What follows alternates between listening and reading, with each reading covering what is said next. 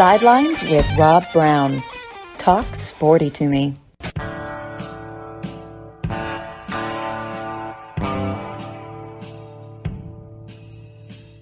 All right, Rob Browne here with you at the Cherry Farm, Lee Hall. Man, it is a cold. I mean, it is still technically winter.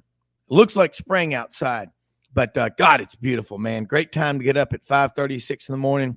A whole day ahead of you. I'm going to tell you what, you will never get anything done laying on your back or on your ass in the bed, hitting the snooze button. You got to get up and go tackle it, man, because there's a lot to talk about today. We are blessed beyond belief. We live in the greatest country in the history of the world because we got the best people. People like Coach Butch Thompson, who's up in Fayetteville. Tigers need to rally, and they will do it because they are committed. Bo Carter, Baseball Writers Association of America, the National Football Foundation, former SID at Mississippi State, also in the Southwest Conference office, the Big 12 office. One of the best people you'll meet. By the way, Bo, I had lunch at downtown Memphis yesterday with your cousin, Jack Carter, great attorney. And I said, my God, you're wearing an Irish country hat. You and my dad are among the 3 or 4 people I've ever known that wear an Irish country hat. Looks great on him. Doug Dean will join us from Birmingham, AU Dose here in a little bit. Frank Duffy from Tiger Town down in Lakeland, Florida, checks in. And Buddy Martin, GatorbaitMedia.com, one of the best sports writers in the country, puts things in perspective. We're here 6 days a week, Monday through Saturday. Sidelines, 50 hours plus of content a month. That's what we're here to do. We talk sports. We don't talk politics. We're your safe space from all that other crazy stuff. But we talk to the best coaches, players, sports writers, media personalities. Free speech is alive and well on Sidelines. Let me say something, too, about one of our sponsors. We're blessed to have a new one, Eleanor Maynard Hobson Realty in Memphis. 4th generation Memphis realtor, 3rd generation Hobson realtor. Okay, top 5% out of 4,600 realtors in Memphis. Eleanor, next week we're going to get her on the show, introduce y'all to her. But if you live in Memphis looking to buy or sell a house, or you live anywhere in our listening audience, and that is far and wide, and I'll never forget, within the first 30 days of starting this show, because of the web, we had listeners in 48 countries. I can't imagine, Hans in Dusseldorf listening to Sidelines, but you know what? When you got Butch Thompson and Bo Carter and Doug Dean in your lineup, Frank Duffy and Buddy Martin, why not? Okay, but follow us on Twitter at @Sidelines_live. Let me say something about Eleanor Maynard, though. Check her out on the website, sidelines.live. You'll see the Hobson Realty hyperlink. Tap on that. She'll get her team involved. Coach Thompson knows about the teamwork. You make that call to Eleanor Maynard. She'll find you a house if you're looking to buy or sell. If you're looking to move to Memphis, relocate, just make the call to Eleanor Maynard Hobson Realty. She's our Sidelines realtor. Coach Thompson, Bo Carter, man, what a great day we got ahead of us. There's so much going on. Happy St. Patrick's Day. It's St. Patrick's Day all weekend. But Bo, you're on here with Butch Thompson. Butch, you are so great for baseball, and we love baseball. In fact, it makes us feel warm on a 31-degree morning here in Parkin, Arkansas. And let's get going, man. I'm fired up. Good morning to both you guys. Hello, Bo. Coach, good to see. They still love you in Starkville, Coach Thompson. Yeah, and Auburn too. Well, and everywhere I've been blessed. Yep. I've been blessed. I was going to say I grew up about 45 minutes, Bo, from Starkville. So, home will always be home. I have one of my daughters in law school that'll do some internship over there. And, I wouldn't be blessed with the opportunity at Auburn if not for a lot of great people over in Starkville. Absolutely. And the South, Mississippi, back-to-back national champions, and that's going to come over across the state line now. And, Coach, man, SEC baseball. That game, by the way, the midweek game against Georgia Tech. Oh, wow. You used 8 pitchers. I think the greatest takeaway from that game was, I don't care if it's a midweek game, an SEC series, I don't care who we're playing, we are here to win. It was cold. It was windy. had all the reasons in the world, but y'all found excuses to win. I think as the season goes along, you're going to go remember the Yellow Jacket win. For a lot of reasons, because you won the game 12-11, and that was just an awesome win.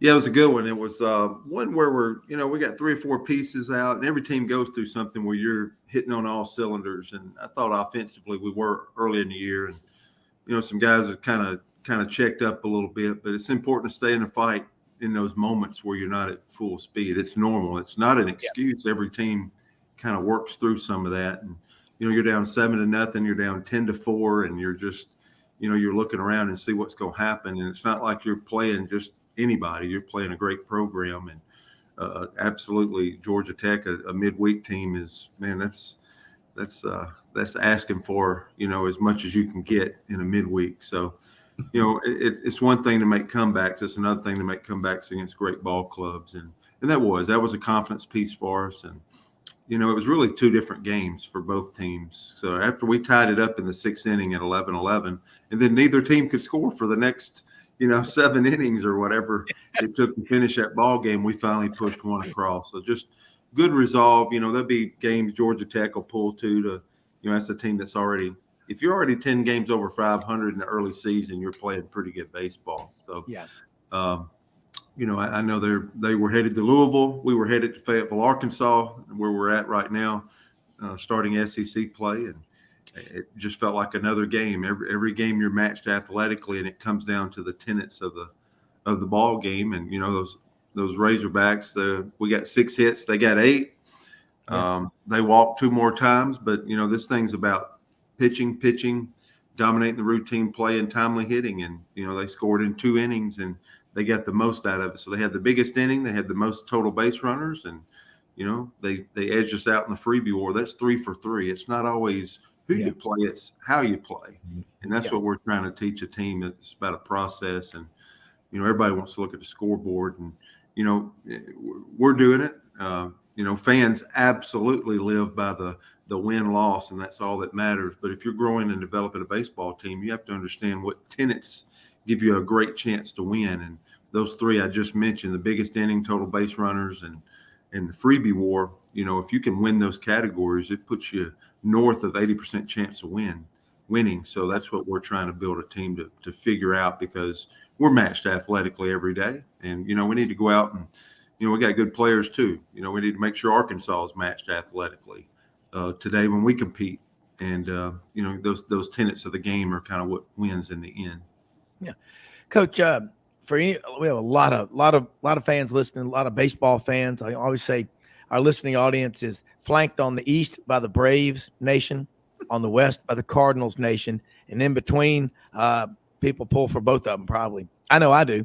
And I grew up in Memphis, Cardinals junkie, KMOX, AM 1120, Jack Buck, Mike Shannon, pulling open an Anheuser-Busch in about the 7th inning on cue. I'll never forget Allie Prescott, great baseball guy in Memphis, Bo. And, I don't know if you know him, Coach Thompson. Allie Prescott was speaking one time at something in downtown Memphis. I think it was maybe a Rotary Club or something. He said, the thing about baseball, and he worked, with the Memphis Chicks and the Redbirds and so much, is that people just out in the country, in the city, but you think about Blytheville, Arkansas, some guy sitting on his front porch drinking a pitcher of lemonade with his family, watching that sunset in the western sky. Sound like the pregame of the LSU game at Tiger Stadium. As the sun finds its home in the western sky, we are 30 minutes from kickoff time at Tiger Stadium. But how big baseball is, Coach. And Bo, you write about it. You love it. It's a game that there's no better game to attend in person than a baseball game.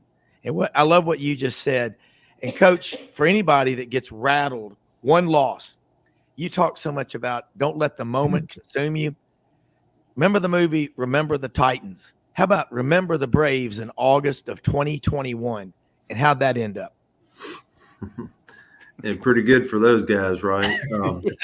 You're speaking to the sport of college baseball, and you've done a great job allowing me to document some building and stuff that we're doing at Plainsman Park that we're so excited about. But I guess if you ask me to, the state of college baseball and the tip of the hat, just coming to Fayetteville and how much these people love baseball. Yeah.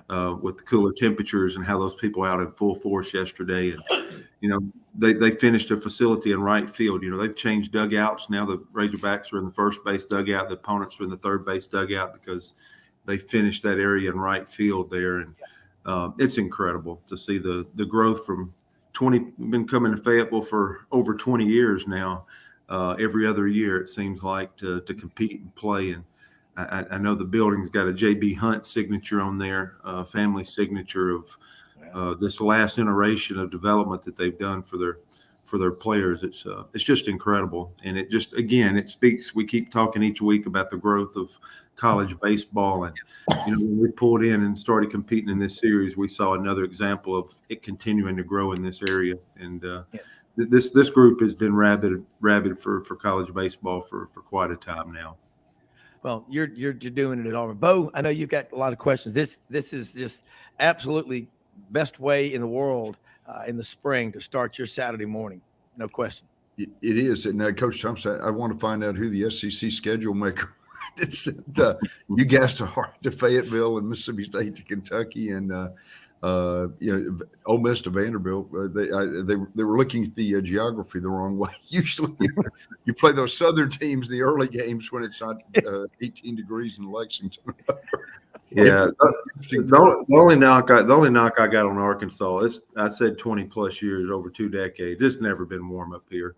It's never not been a wind blowing at 20 to 30 miles per hour from the left field foul pole across the field to the right field corner. It's never not felt this way in Fayetteville. And it's baseball. I mean, Bo, you think about the growth of college baseball and the popularity, the students getting involved. That's huge. I mean, do you when you're writing about college baseball, it starts, you get the students involved. You build that atmosphere. Anything can happen. It's a long season. Well, and Coach Thompson's seen this, that the left field lounge at Mississippi State really started in the late 60s when they when they rebuilt Duty Noble Field down there, and Ole Miss has just a gigantic following, as Coach T is used to, and Auburn's continuing to do that well. I think that's going to be a big selling point for a Auburn team that's been in the top 25 all season. Hopefully, can maintain that. Maybe get a couple of wins up there and win the series this weekend.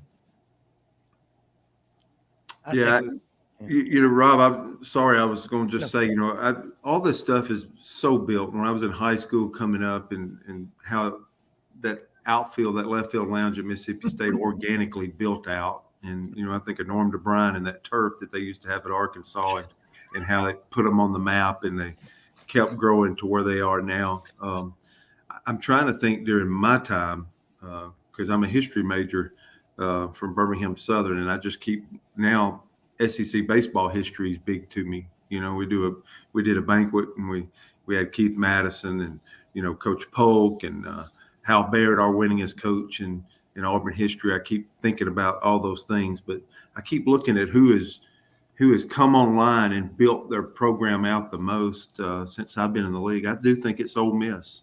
I think that is the one where I've seen, their students and their people grow out to look like others when, maybe 2 or 3 decades before there was already, Skip built LSU, what Coach Polk did at Mississippi State, Norm DeBrine in Arkansas's build. The one that I've seen grow the most during my time is probably in Oxford, to where you've seen where they were at up on campus on the old field, and then getting down here and how that has grown out to look like the others in the West. That's something we're trying to march and build toward. Yeah, and Coach, I talked to a lot of fans of a lot of schools, a lot of Auburn fans too.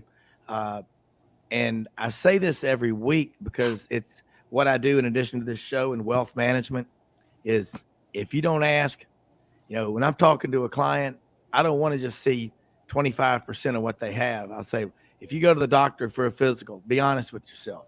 You're just going to let him look at you from the knees down? I mean, I need to know everything.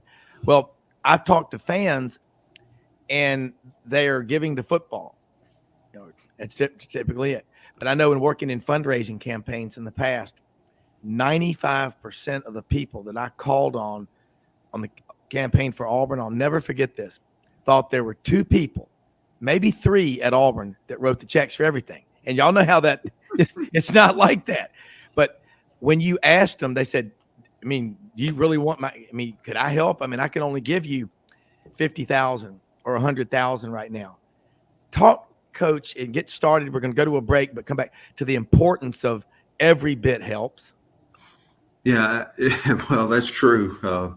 We brought 10 donors that, made this trip with us. This is important for us to see these facilities that just finished at Arkansas. So, our Tigers Unlimited group, we brought some of our donors, and we have from every varying degree of people that give to our program. And, it's always been that way. It's kind of like it's the Auburn way. It's other places I've been. It's absolutely the Mississippi State way. You want everybody to have buy-in, and whether the smallest to the biggest, there's an ownership. I love the Packers mentality, and I think that's in full force in the South and in college athletics. Coach, that's the next question. Are the cheeseheads on the way to Auburn? I can see. I mean, look, Pat Cornelius, one of my fraternity brothers at Auburn, he's listening right now up north of Atlanta. He's proposed an idea, and he said, ask Coach Thompson on the show this morning. The big green monster out in left field? How about the big blue monster that says War Eagle in all caps? I know we're going to think about that. We're going to a break, and we're going to talk about it with Coach Butch Thompson, Bo Carter, Rob Browne. God bless America. We'll be right back.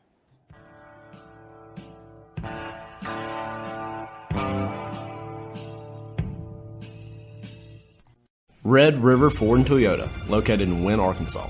If you're in the market for a new or used car, truck, or SUV, call, go online, or drop by and see them. Located 45 minutes from Memphis, go off the 4-city exit on I-40 and go north about 15 minutes on Highway 1. Easy to work with and still believe in customer service. If you live out of town, they will deliver your vehicle to you. RedRiverFordToyota.com. Just see what they can do. Strengthen your seed zone this spring with quality tillage equipment from House Industries. Located in Cherry Valley, Arkansas, House Industries specializes in manufacturing superior equipment that will minimize your downtime and keep you working in the field. To ensure the highest quality control, all design, fabrication, and testing takes place in a 99,000 square foot manufacturing facility located right here in the heart of the Delta. Locate your nearest House equipment dealer online at houseindustriesinc.com. House Industries, breaking ground. Sidelines with Rob Browne. Talk sporty to me.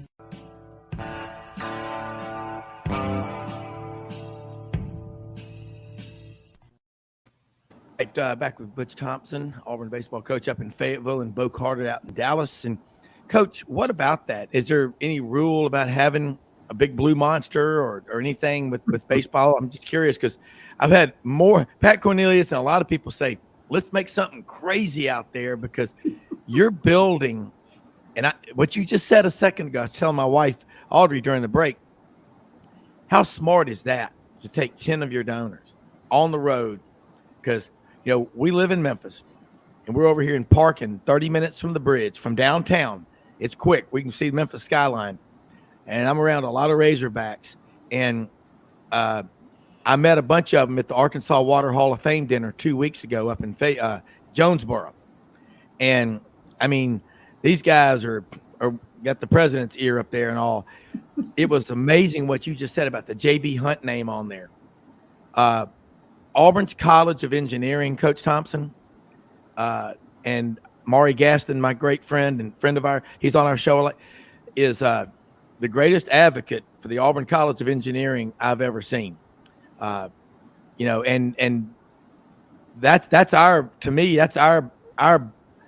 biggest producer in the last campaign for Auburn, the $1 billion campaign. Auburn raised about $1.2 billion.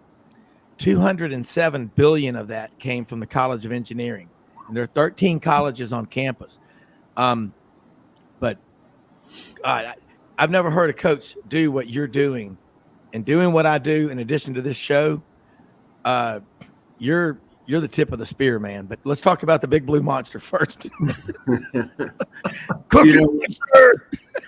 Believe it or not, bringing those people, it's one thing for our people that are really invested in, of course, the people that traveling with us this weekend are absolutely fully invested because we got men's and women's basketball still playing. And for them to make decide to come with us here in this early regular season says a lot. And it's one thing to look at things online, and look at the facilities around the league. It's another thing to absolutely come. And, the Arkansas administration's been great too. They've given them tours, given them private tours of football, all the athletic department, and absolutely through the baseball stuff. So that's been huge because I'm counting on these 10 people. They have skin in the game.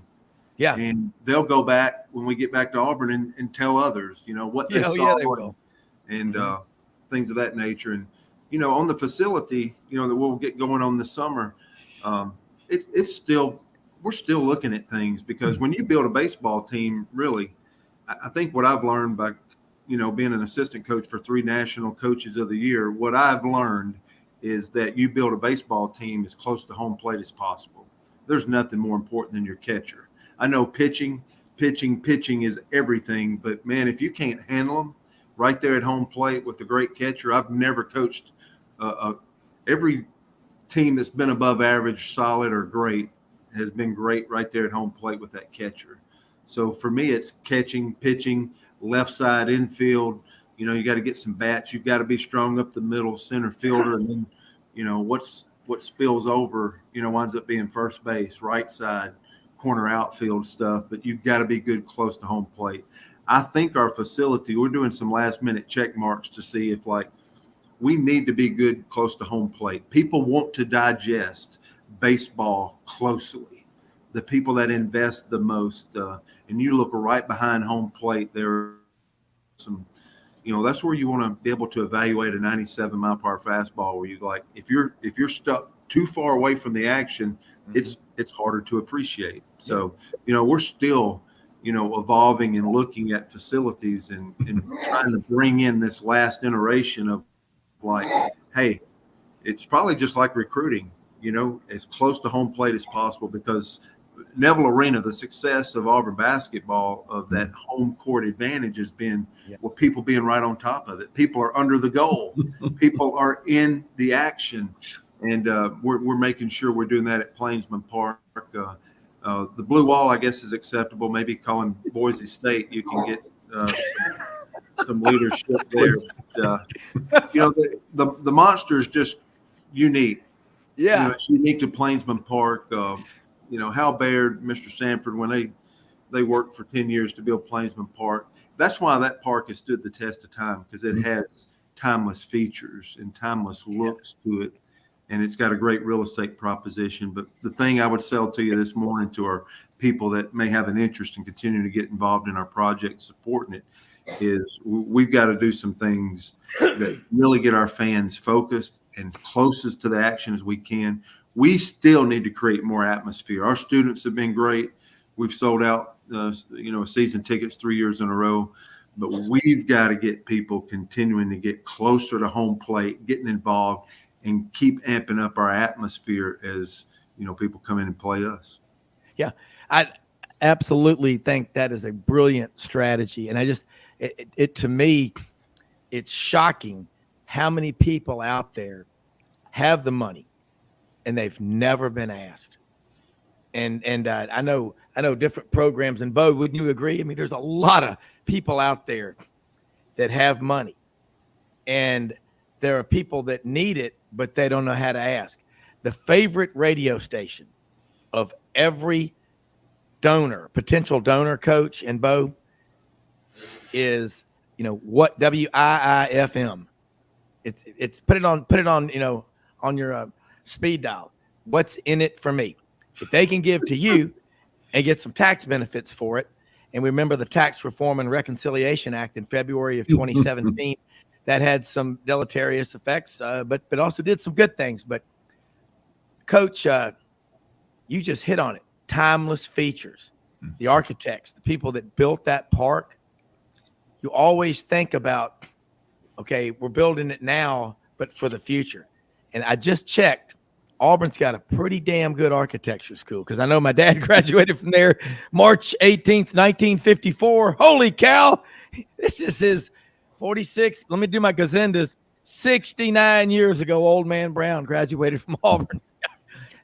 Congratulations, Dad, because he's listening.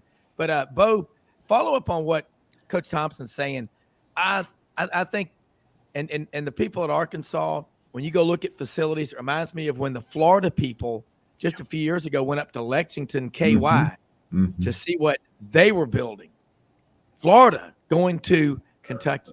That coach, if you ever get out of coaching, you'd be a phenomenal wealth management manager. Maybe have your own hedge fund. Not many coaches think like you do. Bo, I don't see that very often. No, and now I had two suggestions for Coach. The orange and blue monster would be great with War Eagle, and also have a fence around with made out of yellow wood compressed lumber. Go to Auburn and painted orange and blue with the yellow wood. But it's great to have. It's really good to have boosters like that, Coach. Hopefully, you can get those guys involved. That would be fantastic. Yeah, I should know somewhere to check in and do some decking in the outfield. That's for sure. Well, hey, I'm just curious. We all know about the Louisville Sluggers. Yellowwood start making baseball bats. Believe me, if it doesn't have the little yellow tag on it, you don't want it. That's, man, I mean, you think about, but Coach, when Plainsman Park on TV, it was Tuesday night or Wednesday night? I'm losing my mind this week. Tuesday. Yeah, I was watching because I watched it. Look, the lighting it's beautiful. I know people don't talk about them enough, but I always go back and thank the people that no one else knows in my office, in my career. They make things happen, and you always do. But who is the groundskeeper? Is he also part-time at Augusta? I mean, Well, I'm not kidding you. The field looks that good.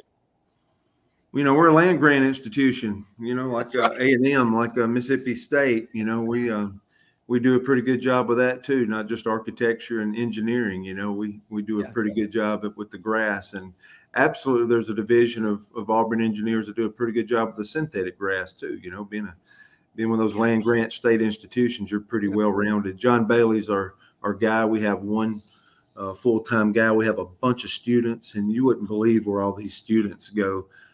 They're in Fenway. They're spread out through Major League Baseball in the summer. So, you know, as we're in season, it's a little different than when I was at Jeff State Community College or Itawamba Community College, as far as, you know, you're saying, Coach, how do you have time? You know, my team is my number one focus in these facilities and all these things that a head coach does now. It's really nice not to have to pick up and tamp the mound, things of that nature. And Auburn does it, you know, second to none. And John leads a great group of students. And like I said, we got 20 people running around, men and women and students, helping us maintain Plainsman Park. And you're right, they do an amazing job. Yeah, I mean, it is incredible. You think about the guy driving the Zamboni on a hockey, you know, arena, the people pulling those tarps if it starts raining or whatever. But more than anything, that pitching mound, you know, if that thing's not maintained properly, guy gets his foot caught, you know, coming up on a pitch, can ruin a career. I mean, that's unbelievable. Bo, we talk now about with Coach Thompson about the growth of baseball and the popularity of college baseball. I was there when Hal Baird came on from East Carolina in 1985. And that man, when he walked into a room, he's a badass. I mean, he's a coach. Coach Dye knew him, and that's a man's man, you know? I mean, it's like they say when Gene Stallings walked by you, passing you along the street, you knew that was a man, hell of a man. And those guys were very close friends. Ron Polk. I don't know Coach Polk. I never met him. I can't. That would be, if you had him on the show, just let him roll. You know, in Animal House, you know, the Germans bombed Pearl Harbor, forget it. He's on a roll. What he and Skip Bertman and coaches, I know we're leaving some off. College baseball it gets better every year. Bo, and you write about it a lot. What's a good lead for this one? Well, Coach Thompson talked about being a historian. He can remember when Duty Noble Field was all bleachers, and that's sort of a single backstop. Ole Miss had the famous 295-foot right field porch over there. That I think Coach Cook took a yardstick and measured it one year, Coach, when he first came over there. They lengthened it out later on after Ole Miss got beaten on late inning home runs. But the facilities in the SEC are second to none anywhere in the country, and you can thank Ron Polk, Skip Berkman, Hal Baird, all those. Keith Madison was part of it too. All those coaches, and Butch Thompson's carrying on the legacy now. Auburn's very lucky, and you got a baseball guy as AD, John Cohen. So I know he's got a vested interest in the program as well. Yeah, that you bring up a great point with John, because we were together for 7 years, and before he got into administration, being his pitching coach, and he was a head coach, and now being here at Auburn, he's one of the strongest people in college baseball right now. He kind of heads up the committee of the Division I baseball, so he has a vested interest as a former coach, as a former player in our conference, and I think he's. We all care about the league. We carry some similarities to where you're right. We do want to pass a legacy. I would love for Auburn baseball to be in a better place, our conference to be in a better place, SEC baseball. I care about whatever little nugget or piece I can add to promoting and building and developing that legacy. And it's really nice to have John. I just don't think it's a baseball thing either, though. I think it's an experienced SEC administrator that absolutely knows what our league looks like. Is led and has been around some good guys, like Scott Strickland at Florida, Greg Byrne, our commissioner. I think there's great connection for us to continue to grow, not only baseball at Auburn, but in all our sports. And, all of our sports are in pretty good shape right now. You just pick a sport and you can look and see we're in a pretty good place. So we got a lot of great head coaches, but throughout the entire league, all this generation that come before us, it's our time to do our part. And we have some amazing coaches. Guys that have won it, a Tim Corbin, Mike Bianco last year. We have some amazing coaches in our league. Yep. Doug Dean, AU Dose in Birmingham. Jump on in here. Butch and Bo, good morning to both of you. And Coach Thompson, I hope you're happy with yourself, costing me 2 hours of sleep the other night. But at least I wasn't standing out in the cold. That was a hell of a game to watch, Coach. Yeah, it was two different games. We talked about offense, and then that turned off, and then it went all to pitch. It was when I walked to home plate right after the game to let you know kind of the rest of the story. I looked at Coach Hall, and I'm like, I don't even know what to say. So he said, I don't either. So we just shook each other's hand and went and warmed up, I guess. But it was an amazing game, and definitely good for our guys as we're kind of treading water with some guys being banged up and just continuing to stay in the fight. So if I'm a baseball coach and I'm about 10 years of training away from even being qualified, but I would need some roll aids in late innings like that. Like, am I running out of pitchers? Do you think about that, Coach? More than you think. more than we let on. I'll be honest with you, Doug. You're exactly right. And you have a team, and whatever squad you got for that day or during that week, you've got that lined up, and you don't rise to the level of competition, you sink to the level of training. So whatever, you hope, like yesterday, we hit a solo home run. They hit a 3-run homer. Those are differences in the ball games, but I would say once the game gets going and you've coached so many games, this thing comes down to pitching management. And usually that's the biggest way you can get sideways, or the biggest deficits you can create for your team, especially when you're trying to win series and you're playing in college baseball, is maintaining the pitching. And that can get sideways on you real quick. It only takes one of those Tuesdays to start creating some anxiousness there for sure. A real quick vignette, and I'll shut up for Rob and Bo, but I happen to be, and Birmingham pretty well, Coach, but I'm a regular, you could say, a couple of days a week for lunch at Ted's restaurant on the UAB campus, old school meat and 3. Yesterday I was there, kind of a late hour lunch, and in walks the entire UAB baseball team and coaching staff, and I think they've got an arrangement that's very smart that probably helps them recruit. That they eat lunch and dinner there just about any time they want. It's taken care of. But I talked to a couple of the players. They had rice yesterday, and I think that there was a little bit of a rain delay. But I just wanted, with that in mind, Coach, I want to thank you and Auburn officials for playing UAB in baseball. Why not help each other in this state, Coach? And hold that response. We're going to take a quick break. I didn't mean to cut you off. I'm totally with Doug, and what you do. I love it. I want to hear this response. We're going to take a quick break. We got Coach Butch Thompson, Bo Carter, Doug Dean, Rob Browne on a Saturday. Be back in about 30 seconds.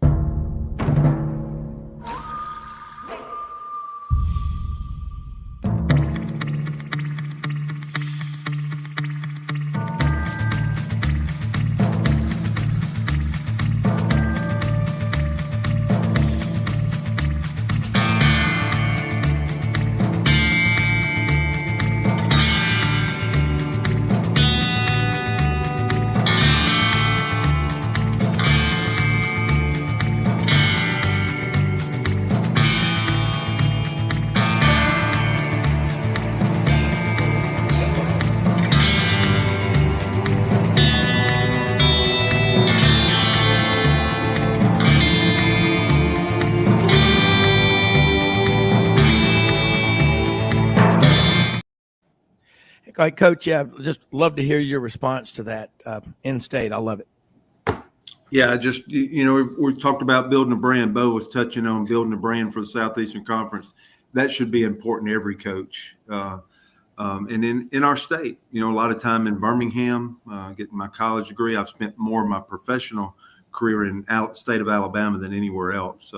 There's a selfish piece. It drives our RPI, 3-4 years ago when they really started weighing playing on the road more. So there's a selfish motive for our program. It probably helped us host a regional last year by changing strategies and understanding that. We've already been to Jacksonville State.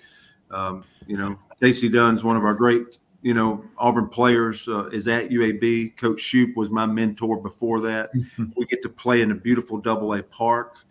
We played North Alabama up in Huntsville, which is, we had over 5,000 Auburn people to show up in February. So it's a little longer trip for us because this state is so, north and south.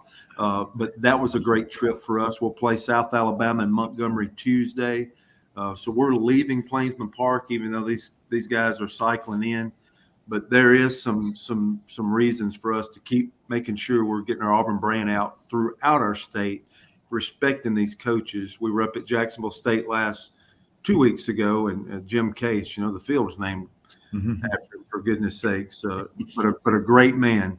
And so all these programs, and we even have some players that maybe transfer out and leave our program, and we're finding one or two of these on all these rosters, but it's good.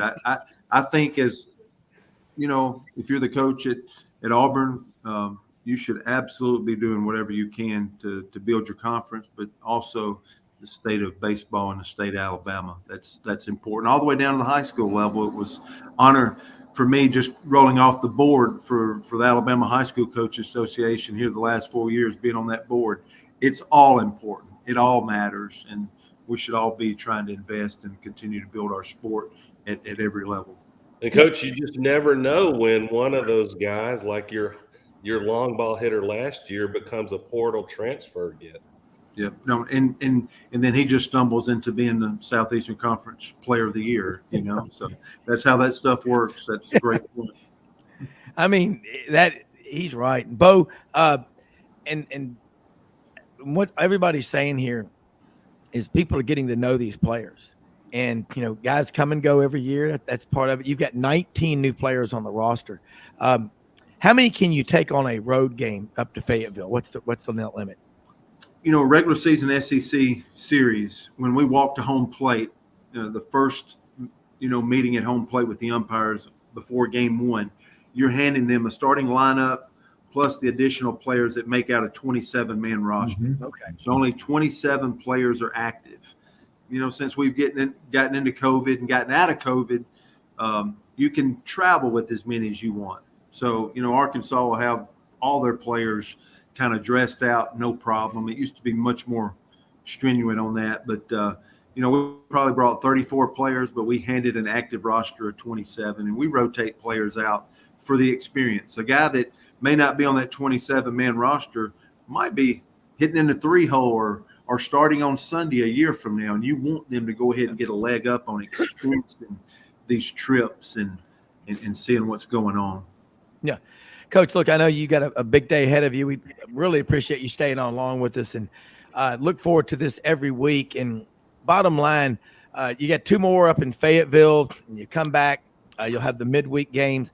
What do you feel of the pitching staff? I know you threw 8 guys Tuesday night, but you're smart. Your staff is smart. Coach Schoenrock, 18 years coaching at Memphis. He coached you at Birmingham Southern. To me, every game, there's a lot of chess being played in there. Oh, there's no doubt. There's a series to be had, and there's really just today's game. Somebody talked about, man, you got a chance to win a series. Absolutely, you do. But what you do as an opponent over 2 decades. I take the Ray Tanner method. I sat with him and there at we were at the mall there in Birmingham when we all would stay for the SEC tournament. He's like, man, my goal was to win 1 game when I went on the road. And if I won 1 game and I won early in the weekend, then I'd try to win 2. And if I win the first 2, then I'd try to win 3. It's that's what you're trying to do. You're trying to find a way to win a ball game. And we went up yesterday's ball game, and hopefully we get here today. And our putting our barrel in position turns into a 3-run homer. And hey, Butch, I don't want to cut in on Rob, but I got your back here, Coach. If you haven't already, make sure to give big, lucky birthday wishes to your pal Bruce Pearl today. Yeah, well, That's right. That's awesome. I appreciate you letting me know. Thanks, Doug. Hey, Coach, man, what a day! I mean, 2:00 is the first pitch up there in Fayetteville at Baum Stadium. What's temperature expected to be in the mid to upper 30s? I have my Stanley thermos. I know I'm sponsored by Under Armour proudly, but I'll have all my Sitka duck hunting stuff. I thought it would be appropriate here in Arkansas, so we're ready. We're ready. Coach, I'm getting pictures coming in, man. Uncle Boyd just knocked down about a 22-pound, 11-inch beard gobbler. This is a great time of the year. But college baseball, man. Turkey season, the Masters, March Madness, spring practice. It's a lot. What my wife always tells me every morning when you get up, look in the mirror for 2 minutes and do the Superman pose and say, I'm not going to do this. I don't want to do this. We're committed to doing this. You said some things last year on the show that really resonate with me about when you walk up to the plate, what's going through your head. Don't let the moment be bigger than it really is. Mm-hmm. Best advice I've ever been given by Henry B. Growing up.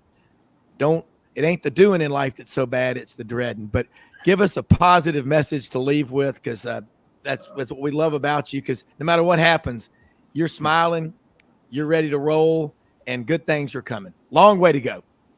I think we're all human. We know that when we took that field yesterday and you don't win, it's not a good feeling, and I'm by myself on the road. I love it. Sometimes when Robin's with me and keeps it in perspective. When you're by yourself, you just come back and you're, in all honesty, you're trying to figure out for hours, what you can do to help your team have success. So we all are human. But what we sign up for, even though it's Bruce Pearl's birthday, this stuff's hard. This stuff's hard competing in our league. If it's the best in the entire country, which it is in multiple sports, it's hard. And it's okay for it to be hard. It's good for these guys to experience hard. A lot of people just keep making decisions. They don't get in the middle of nothing and they just embrace easy, and that's all they hunt for. This deal is hard. It's been hard. It'll continue to be hard, and you have to figure out some strategies. What I try to do with young people is, if you're asking where I've settled over 30 years, is I believe self-confidence is the number one variable to human performance, and no excuses. If you can absolutely just focus on those 2 things, take the gifts you have, stay in the fight, keep playing, embrace hard, man, if you can just keep confidence about you and you don't make excuses, you absolutely, that might give you a chance, a fighting chance to be competitive in this league. And what you understand about student athletes in every sport around the SEC, man, you're putting out some good potential workers and difference makers moving on. Because if they come do this in their sport for their time as an SEC athlete, it absolutely raises, the quality of the degree they got by performing and playing athletics. And that's what this was supposed to be originally for, right? It wasn't just for the money in these facilities. This was to raise young people and teach them how to be men and women. Yeah. And if you're asking me at the end of the day, I'm like, let's make sure whatever our hands find to do today, that we carry some confidence with it, make no excuses, and just absolutely keep pushing. Yeah, I absolutely love that message. Tell people how they can follow you.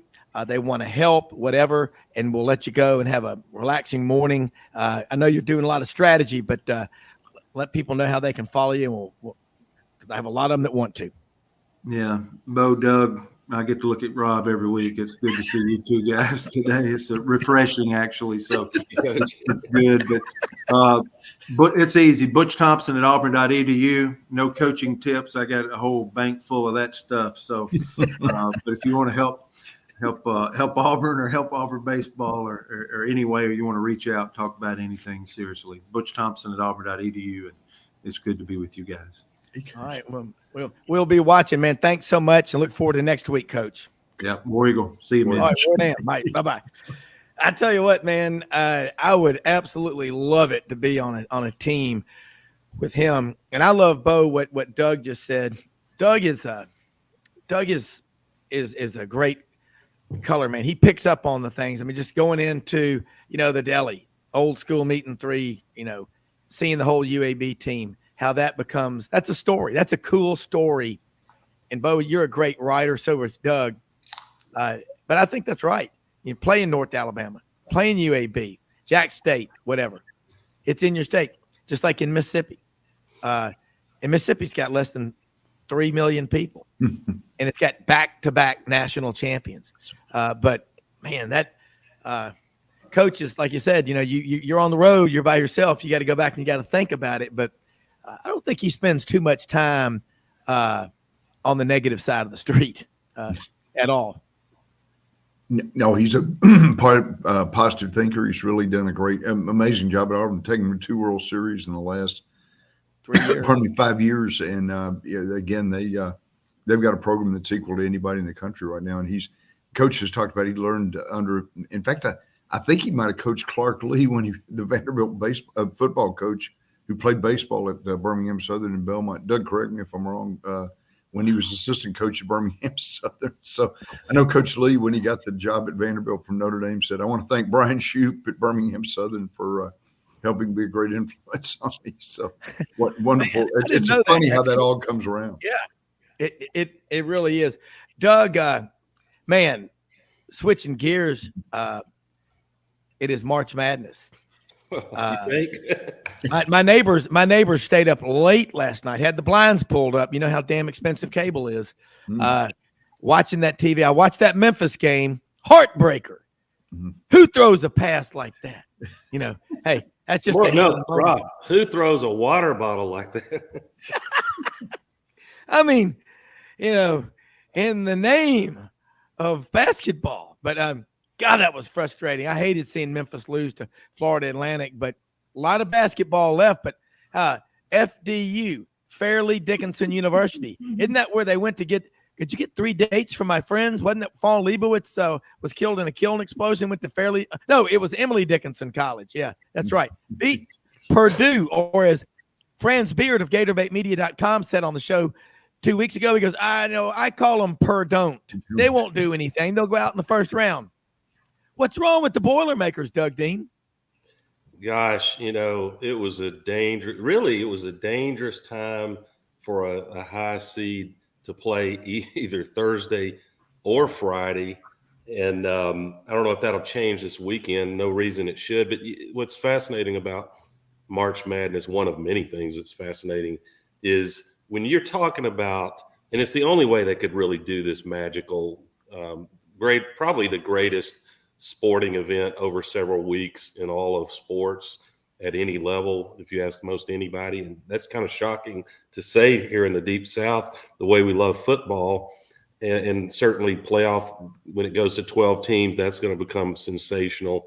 But a one-game elimination, Rob and Bo, God, to me, it strategically and especially emotionally plays entirely into the hands of the underdog, because this coach can just throw caution to the wind. You're not going to be criticized if you take, wild gambles on how you're going to deploy your team. And I tell you what's fun, just when you think basketball is only about dunks and three-point shots, you get a little team like, and I say little, they were feisty and fierce and physical, but that was the shortest team, Fairleigh Dickinson, which is fairly ridiculous if you're part of the The shortest team in basketball takes down a 1 seed who has the tallest player in basketball, Edie, and he really hurt his stock last night. And you could see it. Purdue started tightening, and it was obvious to anyone watching they were scared. They were playing scared late in the game. Well, you think about that Fairleigh Dickinson matchup against Purdue, the smallest team against Purdue, and Shoney and maybe you and several people had said during the week, texting me during the show, Purdue has the big guys, up front, but below average guard play. And as Jimmy Dykes keeps telling us, at this time of the year, it's like an old Tom T. Hall song. I like little kids, watermelon and puppy. He goes, you got to have good old guards. And Fairleigh Dickinson did it. Are they this year's St. Peter's? Or what about the Owls? Ooh, ooh, ooh, ooh. From Rob, didn't they catch I'm not looking at my bracket, and Bo can help. Didn't FDU catch a break on who they will play next? At least on paper, a break. I think. Yeah, I forgot to look over there. There was an upset, and I think that maybe they play FAU. Let's look on here. I'm looking in here right now. I think they play Florida. Yeah, Fairleigh Dickinson will play. Yeah, Florida. It is Florida Atlantic. Yeah. Now FAU just beat a very good Memphis team that I would have thought was going a lot farther the way they took down Houston. But that's why they play. And again, this one-game elimination, it shows us why the NBA goes 5-game series and then 7-game to really determine who's the best team. But you can't do that in college, and it would take all the romance out of it, wouldn't it? Yeah. I mean, what would my wife, Audrey, she was so excited when I told her Thursday afternoon. She goes, how long does this last? I go, 3 weeks. She goes, no. But as she had filled her brackets out in the name of her dog, Delta, the small dog. But, man, look, we're about to go to a break. Doug, I love the way you just described Fairleigh Dickinson, but Fairleigh Dickinson and Florida Atlantic. I don't know what – I mean, look, you know what? That's going to draw TV viewers. Mm-hmm. That's the allure of March Madness and the power of the written and the spoken word. Bo Carter, Doug Dean, 2 great writers, also gifted with exceptional oratorical skills. And this Purdue team that went down reminds me of David and Goliath. As Shug Jordan said one time, Auburn, heavy underdog against Alabama. I recall David was a 40-point underdog against Goliath. How did that work out? You're so right, Carl. We'll be right back. Hey, y'all. It's Ainsley from Hewlett & Dunn. Just coming to let you know about our new collection of boots. It's going to be our dress boots. They're the Horsepower collection. And they're genuine exotic leathers and really comfortable. Comes in all different sizes and patterns, so come check them out.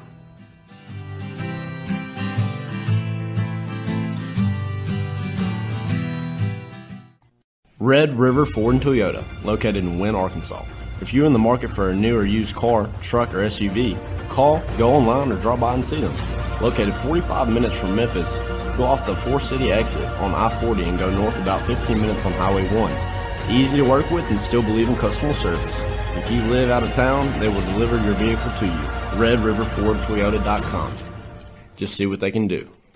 Strengthen your seed zone this spring with quality tillage equipment from House Industries. Located in Cherry Valley, Arkansas, House Industries specializes in manufacturing superior equipment that will minimize your downtime and keep you working in the field. To ensure the highest quality control, all design, fabrication, and testing takes place in a 99,000 square foot manufacturing facility located right here in the heart of the Delta. Locate your nearest House equipment dealer online at houseindustriesinc.com. House Industries, breaking ground. Sidelines with Rob Browne. Talk sporty to me.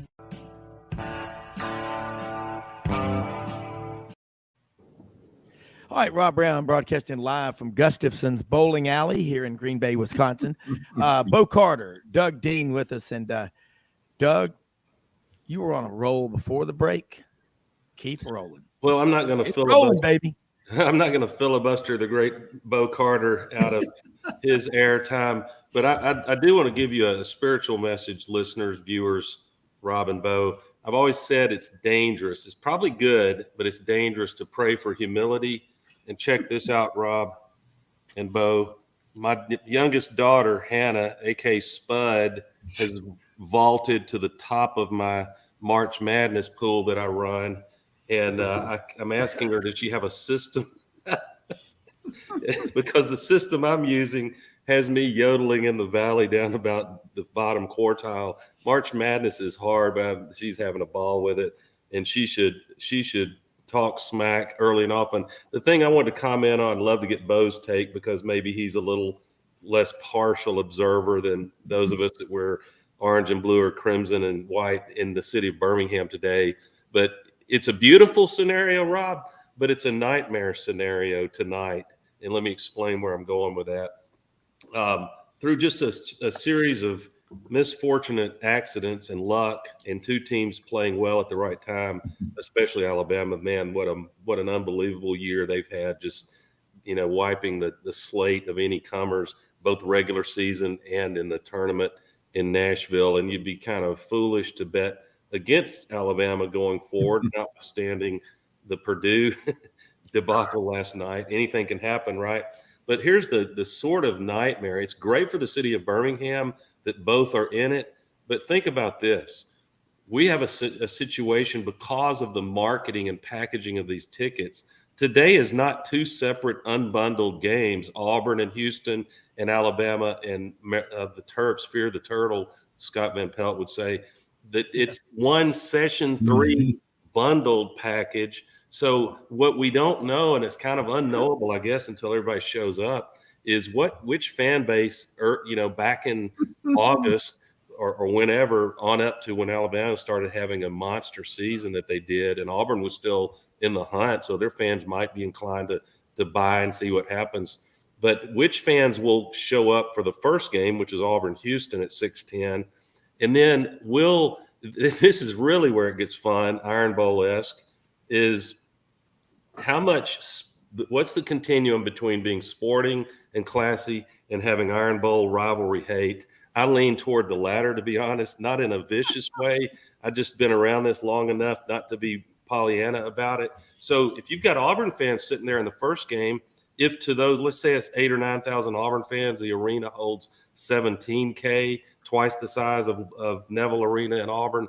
I think Auburn fans will know during the game, think about this, do we have the Soviet Union, a.k.a. Alabama, fans for a day? And if we do, then Auburn fans might say, well, we might just decide to stick around session 3 for the next game. And so the drama and intrigue of that to me is fascinating in a humorous way, but maybe slightly in a serious way. I wish they could unbundle those and let both fan bases pack the arena. They'd make more money, but TV rules everything, right?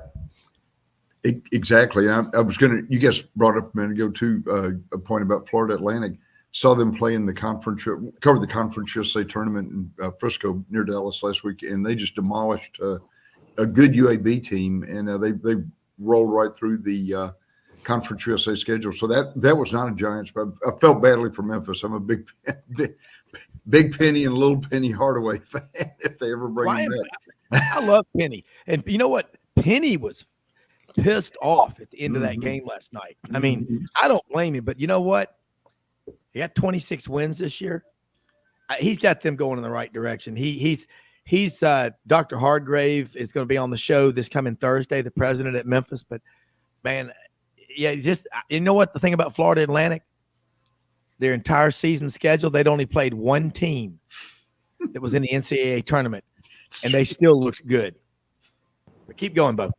No, I was just going to say it's in the Auburn-Houston game. You guys probably know it. Houston's got a point guard that's got a bad knee, and Marcus Sasser, the great All-America forward, has had a hamstring or groin problem for 2 or 3. Had to come out at halftime last week. So I saw Kevin Sampson after the game. He was pretty downtrodden. He said, "Gosh, we got to get some people well." So, boy, Auburn's going to be firing on all cylinders. So that could be a really big potential upset as well. Doug or Bo, do you think the Alabama fans will come early and do what Doug, or what do you think they will do? We know a couple of them. Yes, right. I know Jack Turner would be pulling for us. Yeah, I was just going to say Jack and John Turner. It's interesting. Rob and Doug, you probably saw some of the old Southwest Conference tournaments when they were in Dallas. The Arkansas people were pulling for whoever's playing Texas all the time. They would they used to call a reunion arena the lake Barnhill Arena South. So they you could turn a home court advantage into sort of a rowdy Arkansas crowd there, especially if they were playing the next opponent. So it's going to be interesting to see if people do the SEC deal or or the Soviet Union prevails. Great point, Bo and Rob. An aspect to this, I want to be extremely. I mean, I might be wearing a hat that ticks off half of your audience, but it's that day, and I might welcome to the show, Alabama. Hope you make the Final Four if you get out of here today, and maybe Auburn and Alabama could meet again in the Final Four. About a 5% chance of that in Auburn's case, about a 95% chance of that for Alabama. The way it looked, they've gotten some help with a 2 and a 4 falling in their region. But to be fair to Bama fans, you can only buy the Session 3 package. So, the question of I don't have any problem. It's their ticket for both games. If they want to come take in a game, I don't even have a problem if they cheer for a team not named Auburn. That's the right of every sports fan. And I'm not even one to suggest there's anything classless about it, as long as it stays between the lines of sportsmanship and civility. And people like to hate on the Deep South like we're uneducated rubes, and the facts suggest otherwise. Show me a Duke fan that is pulling hard for North Carolina and vice versa. Show me a UCLA fan that just really hopes that USC can go far in a tournament. So that's the nature of sports. It's what fuels these rivalries. It's what pays the bills and makes people tune in, that you get these billion-dollar TV contracts. So I think we need to be careful trying to be woke about, we're just all going to be nice to each other. And so I kind of expect a minimum of 3,000 or 4,000 curiously suspicious, quote, Houston fans in Auburn's game. And I expect that maybe a similar number, depending on whether Auburn beats Houston or not, a similar number of curious-looking Terp fans in the second game, if you know what I mean. Yeah. Anything can happen, but it is funny how the minders on TV will have a narrative, and the Big Ten's always going to get 17 bids for its 14 teams, and then there's no explanation as to why they don't produce. I mean, now look, you could say if Auburn's playing Iowa and Des Moines or Kansas City, it's a different story. I mean, it helps to be at home. But and Rob, Purdue has been, I hate to pile on their misery right now, but Purdue has become that's 3 times in recent years they've exited early. So next time they're ranked highly, they probably should get demerits just for the last 3 debacles that they should get, add a seed or 2 lower for them just because of the last few times. Yeah, Sister Mary Helen needs to go pop him on the wrist, on the knuckles with a ruler for that. Pow, pow. 5 Hail Marys, and you won't eat lunch today with the rest of us. You'll eat alone in the corner wearing a dunce cap. But Rob, you want to dive into the Auburn-Houston matchup? Yeah. I mean, that's the thing, Doug, I was going to ask you about. You look at Houston on TV, they're scary looking. Yeah. I mean, they're big and athletic, but hey, man, they still got to play the game. Well, I'm not the analytics guy that some of your guests could bring to the table, and we all have access to. There's the great Duff. Good to have you, man. Hey, Doug, what's up, buddy? Hey. War Eagle and go Tigers. So, and LSU will be back in this mix. They've got too proud a basketball program over the years to stay out for very long. But if you look at what's, I think, so seductive, I'm not a wagerer, but was very seductive about Auburn having a shot to pull the upset. It's almost like every single thing except the 2 rosters and their regular season records would tempt you to say this is a perfect spot for Bruce Pearl on his birthday when he's got what's going to be, enough of a home crowd, notwithstanding the sort of crimson tinted color of 3,000 or 4,000 quote Houston fans tonight, which will just, to me, it'll just be comedic. I can't wait to see how that plays out.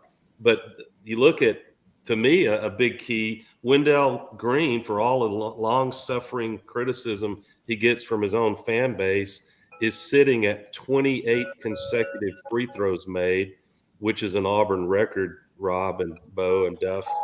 And he made clutch plays. He had struggled finishing games throughout the year. That's comical there. That is comical. The win. Turn off the chimes. Ambient noise. Nothing like ambient noise from the great Duff. But what I'm saying is, Wendell Green, March Madness, you win with point guards, Rob. And Wendell Green finished that game the other night, and it had gotten dicey after Auburn gets a 17-point lead. In true form for the Tigers this year, it collapses like it did. That was so painfully reminiscent of the loss in T-Town. But they got the timeout with down up only 64 to 60.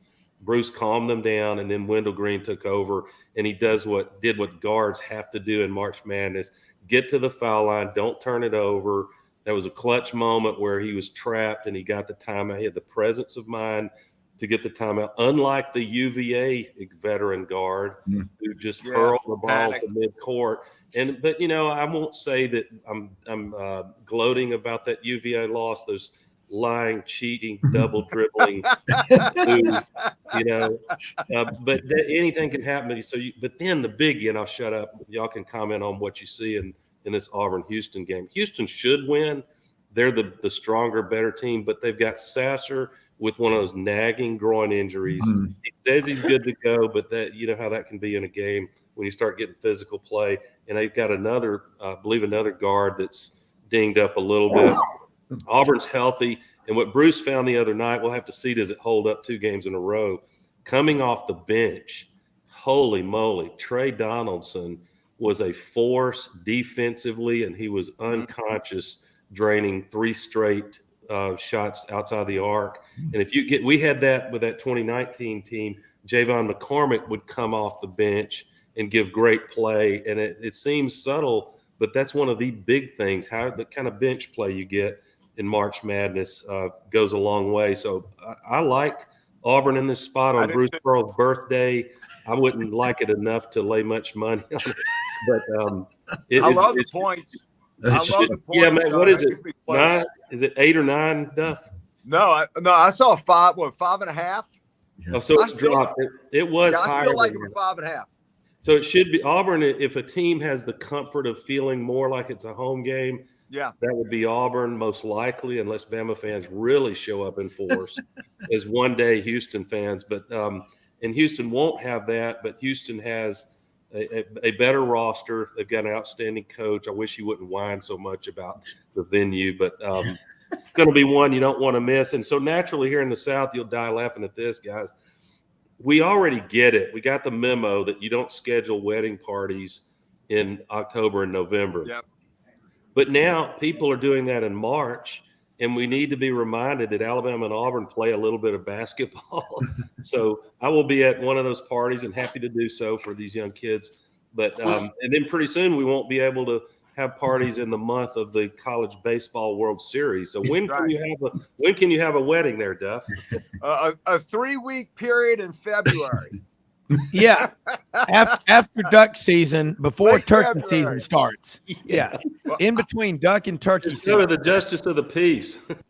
Hey, Doug, no, I like your Auburn pick. In fact, I talked to a buddy of mine off of betting Houston in the first round. I thought that was a trap game for them. They didn't come anywhere close to covering that game. Here's the funny thing. These Texas schools can give you agita. This was my team that I really thought was going to do well in this tournament. So I'm off them now. And now me and Ken Capps are riding with this team. So I'm feeling good about this team. I like these guys much better than Houston because I think Auburn pulls the upset today. I really do. Right. Well, Duff, like you see my bracket. You see my daughter Hannah, who's atop the bracket. And I hope maybe you see that Longhorn logo that she picked. Love it. So maybe you're onto something. Hey, you had an Aggie hat on. We had Olin Buchanan, TexAgs.com on a couple of days ago. I think that was very embarrassing. to watch. Yeah, that was painful to watch. Bo, you look at you've seen so much basketball. You went to that Conference USA tournament. You were covering that out in Dallas, and talk about Florida Atlantic. How about that dang fight song as the band comes out there for the Florida Atlantic Owls? Woo, woo, woo, woo, woo, woo. That is the barred owl call. Turkey in if you don't careful. Yeah. The turkey call was more of a kind of a.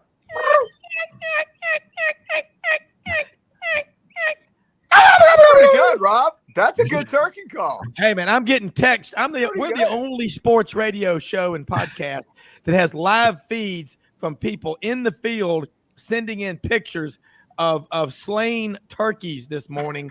And I can tell. Hey, look, Doug looked like he was getting ready to rear back, man. Holy mackerel! You better watch out.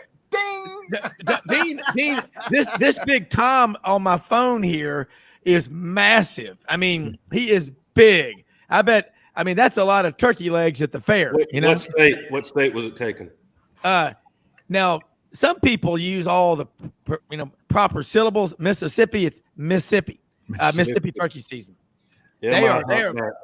Man, that's a big gobbler taken this morning by Robert. Oh, that's by Dreamweaver, Robert Weaver. Way to go, Weaver, with the 3.5-inch number 4 copper plated loads. That's a great shot.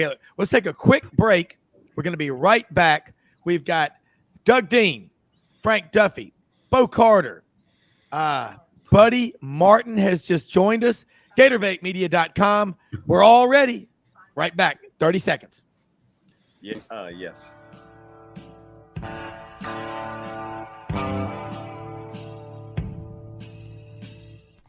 Red River Ford and Toyota, located in Wynne, Arkansas. If you're in the market for a new or used car, truck, or SUV, call, go online, or drop by and see them. Located 45 minutes from Memphis, go off the 4-city exit on I-40 and go north about 15 minutes on Highway 1.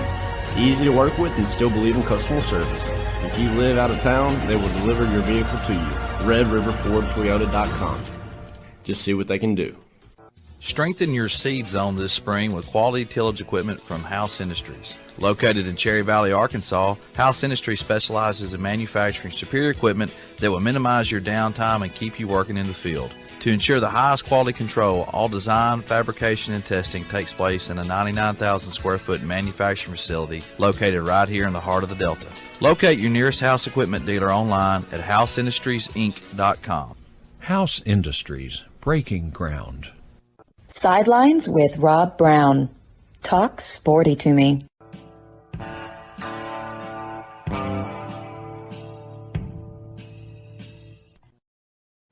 We are back here, this round table. Bo Carter, Doug Dean, Frank Duffy, Buddy Martin. Quote of the morning from MJ, Michael Jordan here at the Cherry Farm. Turkey hunting, it's like hunting a ghost, man.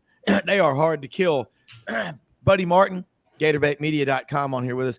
We're talking baseball, March Madness. There's no pressure at all. Betting pools. Buddy had his Texas A&M hat on, or Frank did, feeling good about them. Now he's got a Texas Longhorn hat on. I don't know whose brackets look the best, but right now it's tough. But, Buddy, what's your take on where we are March 18th, day 3 of this 3-week cruise? Good morning, gentlemen. It's a pleasure to see you all. Bo, Doug, Frank, how you doing? Good morning, bud. It's nice to see you. And I bring greetings from my man, Ben Troop. I just got off the phone. What a great guy Ben is. Just when you get him on the phone, he makes you feel better about life. He's just one of the great Gators, and he does more Ben Troops. We do, and you know what? And he does it for not much money, and he don't care. So he's honored to be a part of this group and our group, whatever. And we're honored to have Ben as well. Well, first of all, I didn't do a bracket this year. First time maybe ever. Okay, didn't do a bracket. I didn't either. Didn't you? No, I did not. There was no joy in it for me. But not only that, I had about 9 things. I think I said last week. Daylight savings hit me. Okay. I had the Players Championship move back to March. So I'm all over that. I had that go. Had a couple of health bump issues in the health department, whatever. So I said, my wife what I usually do is I fill out my bracket on Tuesdays, okay? And then I take her picks. She does better than me. I mean, she knows nothing about it. She'll say, now, who is this team from Washington State? Or they want, she had no idea. But she does better. So it's a game of chance. But anyway, I think it's great. I watched a lot of it, like the rest of us. I'm all over Farley Dickinson, although I called it Fairleigh Dickinson when I lived in New York. But Farley Dickinson had a great moment. You guys are talking about that. The thing about these brackets is that they make people think they're smart. You don't realize how dumb you are until you fill a bracket. It's like winning on the first weekend of college football. You think you actually know what you're doing. Exactly. What happened to like Florida winning over Utah, thinking they were good. But the bottom line is that, hey, it's all for the joy. We need a little joy in this world. And if you like brackets, do it. That's your thing. I mean, you can't help but love Farley Dickinson beating Purdue. All right. And the odds. This has happened only 176-1. Okay, is what it was. Now it's 176-2. Congratulations to Farley Dickinson, and you can jump up and claim your team. I mean, Billy Napier, his Furman team had a big win, so that's what it's about. There are people who are nominal fans who get off on the fact their team won, and it's wonderful. Love all that, but this year, not for me. And I got to talk about man card points if that still exists in this world, Rob. Absolutely, on this show it does. I don't have any problem with the dude that completes online 20 different brackets. Where I do have a problem with that dude is that he comes back with that one that he hit a couple of episodes on and tells you what a genius he is. Yeah, exactly. Show me the other 19, Einstein. That's what it is. It's Rob, like picking stocks without putting real money into it. Rob, can I want to hear Buddy's take on this. He's seen the strategy, and I hate to use the term war as a metaphor for athleticism because that's not respectful of actual military service, but the point is made. If you could consider Auburn and Alabama over the years as a little bit of a Cold War, and of course, because of the colors, I would say that Bruce Pearl today, Reagan, and Nate Oates would have to be Gorbachev, and that my buddies would see it oppositely. I get that, but here's the proposal, the humble proposal I make that Cold Wars prevent people from being hurt, right? And so, if you look at what's happening tonight, should both teams consider a one-day ceasefire at Legacy Arena tonight? Let's explain what I mean. I don't think there's any likelihood of it, but there might be mutually assured destruction on the fan who's yelling for what team. If Alabama shows up early, which is their right, you buy session 3 tickets, you can go to either game, but there'll be a contingent of Auburn people there, and Auburn fans will know during the game, how does it feel in terms of real live quote Houston fans here, and things go well or don't in that first game. Auburn will have perfect knowledge of whether to decide to stick around for the Alabama Maryland. It probably won't matter because Alabama's that good. They can probably beat Maryland in Maryland's home arena, but it's just an intriguing dynamic, isn't it, buddy? It is, but God bless Auburn and Alabama. I love that passion, that Iron Bowl, and their competitiveness over the years, and and if those of us who've grown up seeing that series, we know what it means. And it's really it's the essence of what I think sports is. I got to be careful because here in Florida, we've got Billy Napier, who's a disciple of Nick Saban now, and we got Todd Golden, who's a disciple of your coach at Auburn as well, and he's doing really well, although he got beat. Listen, we don't have much to say about basketball right now. Florida wound up. Nick Pearl Jr. We didn't get to where we needed to be. Didn't get to the big dance. And Bruce Pearl, his disciple Todd Golden, is a brilliant guy. But don't schedule UCF anymore for anything because they beat him in postseason 2 years ago in football, and now they've lost to him in basketball. So now we're down to me in a gymnastics at a baseball school, And so the Auburn, Alabama, many good things. It's going to be fun. They wind up in that, and I think Bruce Pearl is a genius in his own way. But, I predict at some point in time he'll get tossed in the game is what I think. Bo Carter, jump in here with this. And a lot of smart people on here. Let's keep this momentum going. Well, it's going to be fun. Like Buddy said, so many upsets. And Doug made a great point, too, about Purdue. I don't know what in the world. One thing that a lot of people mentioned, they sort of glossed it over on the selection show Sunday. Kansas has always kind of had and Doug and Frank and Rob and Buddy, you've seen this. Somehow Duke and North Carolina always end up in the Charlotte regional or whatever. Yeah. Kansas always ends up in Kansas City or Des Moines. They sent them west this time, which is very, very interesting. I don't know whether it's part of the punishment for the Bill Self 4-game suspension. And then you've got the other drama with Bill Self's health or whatever. He was at the game but did not coach the other day. So they're waiting to see what's going on today.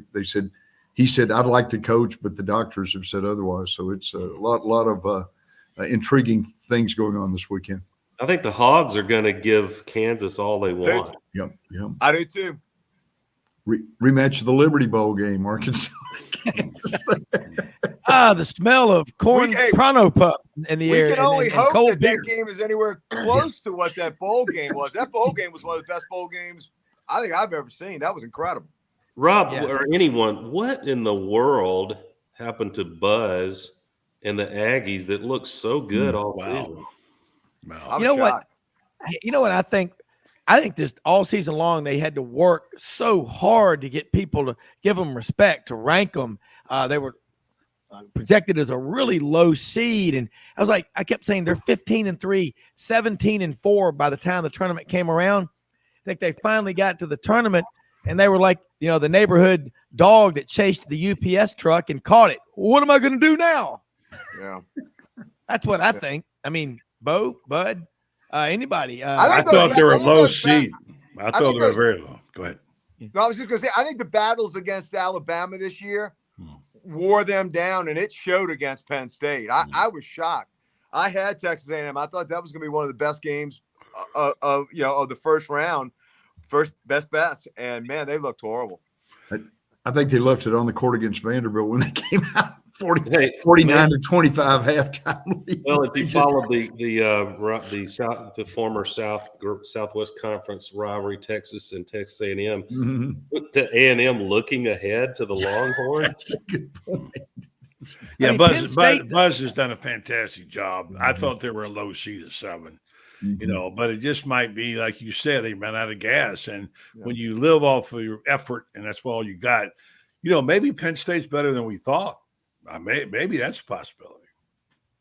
Well, as my dad said yesterday, hell, I didn't know Penn State had a basketball team. I honestly, you really have to name me one famous Penn State basketball player in history. Jonathan Winters. I mean, who? I can't think. I've never heard of one. I cannot name you. I just that was a crushing defeat. But that made Vegas just funny, I think. Yeah, and A&M just looked like they were completely lost the entire game. It's all about matchups, isn't it? I mean, it just depends on who you get and how you play against them, what they do. And something else I noticed about about this, my friend in Denver, Joe Williams, who I did talk radio with for 25 years, and it's a guy that did really knows basketball. He told me, he said, "Watch the guard play." And he predicted that he said Purdue's going to be in trouble with their guards. And he was right. Your guards on a night when you go out and you have to shoot threes, you don't make them, you're going to get beat. That's how it is. Got to handle the basketball. Yeah, the bigs are what everybody talks about. But to me, in the NCAA tournament, the guard play has got to be good. And the team that wins will have great guards. You live by it, you die by it. Yeah. Yeah. Experience at this time of the season matters. I mean, y'all just jump in. Feel free to walk around the cabin. Seatbelt, unfasten your seatbelt sign is up, and the smoke if you'd like. Have a drink. It's just the 70s, man. We've got reruns of Dean Martin roast with Foster Brooks, Don Rickles, Rich Little up there doing imitations. I am not a crook. Rob, I'll jump in on. You can love or hate whatever sports announcers as you wish. But for my money, Jim Nantz is one of the greats. And if I've got it right, I think this is his last year to call March Madness games. Is he sticking around for the Masters tournament? I believe he's sticking around for the Masters, but this is it on basketball. And he's just got a golden voice, and he's just so smooth on air. Well, Bo, buddy, y'all are from the broadcasting. Y'all are.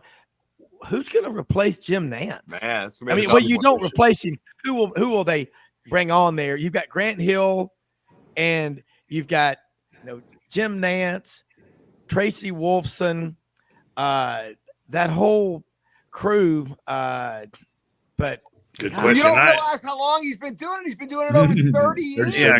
Can I just say a word about Jim Nantz, who I worked with a couple of years at CBS. I've known him since he was a young puppy when he did, was just starting out. He is one of the nicest people in the universe. He is really nice. And he's so conscientious about doing things, and he's done it well. And, he followed Musburger. Remember, Musburger was Mr. Everything. Got fired when I went. That's why I went to CBS. When he was fired, they replaced him, and they brought in Bradshaw and Leslie Visser and Greg Gumbel and I and Pat O'Brien to the NFL Today show. Yeah. And Musburger did okay. But my point is, Nantz is just one of the sweetest guys you ever met. And I know he'll do well. Look, how much longer can he travel like this? Think about it. He moved to Pebble Beach, and out there, and now he gets to stay at home an extra month. He loves golf. He's not going to give that up. Obviously, NFL is not going to do that. He can't do everything. And today's broadcaster, those days of the guy who does everything is over. And Jim has got a lot of miles on him for a young guy now. So God bless him. I hope he does well. I know he will, whatever he does. And who will replace him? I don't know. Who do you guys think should be calling that the March Madness? I don't know, but the Al Michaels and the Jim Nantzes are a dying breed. They really are. Dinosaurs, no more. Yeah. And I just couldn't help but picture back in their college days. I'm sure that Jim Nantz and Freddie Couples really struggled to even get a date while they were Houston, right?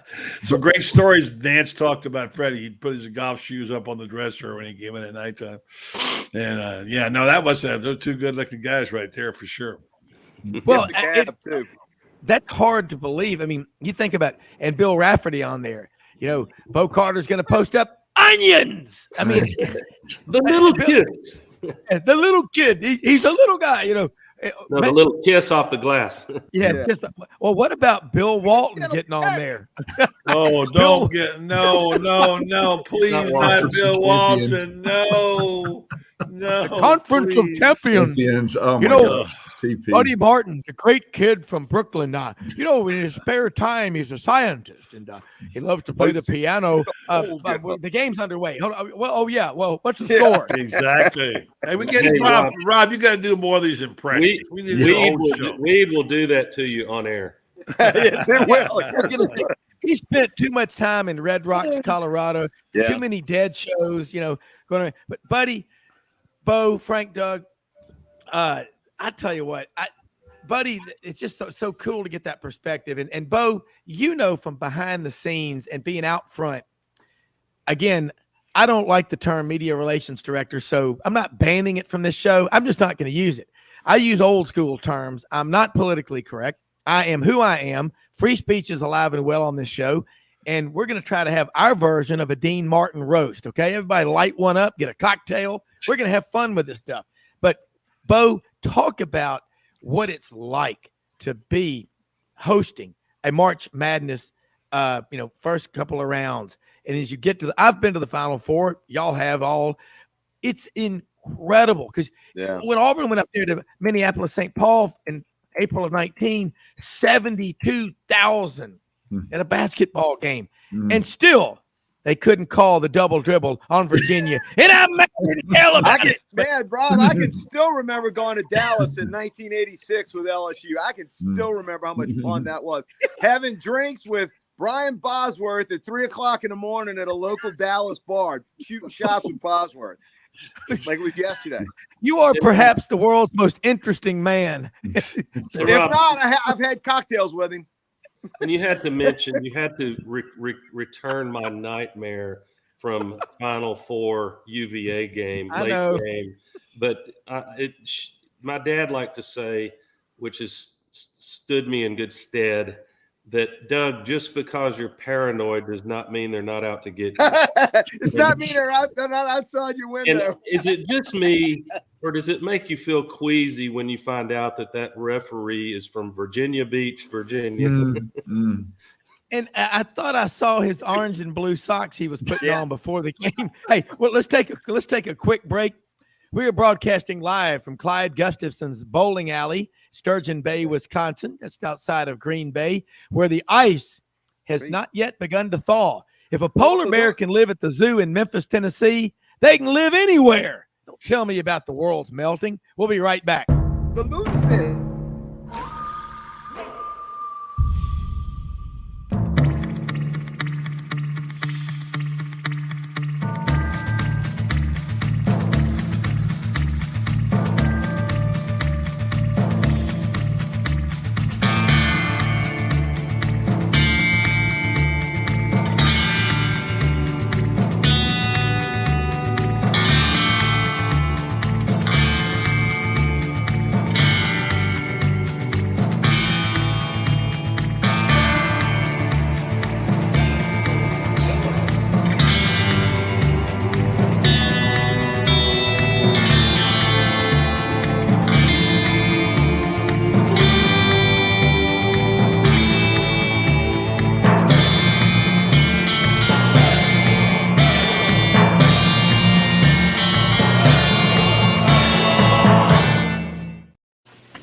All right, we are back here live. It is a Friday night.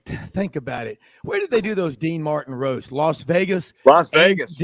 Angie Dickinson, Zsa Zsa Gabor would be on there. Foster Brooks would come up there. I want to say, everyone here tonight, if I've ever offended you, what the running, I meant to. You know what the running joke was up on the dais? They never fed them. They had these like nasty stale peanuts that they would give, so they would all get hammered. They'd have nothing in their stomach.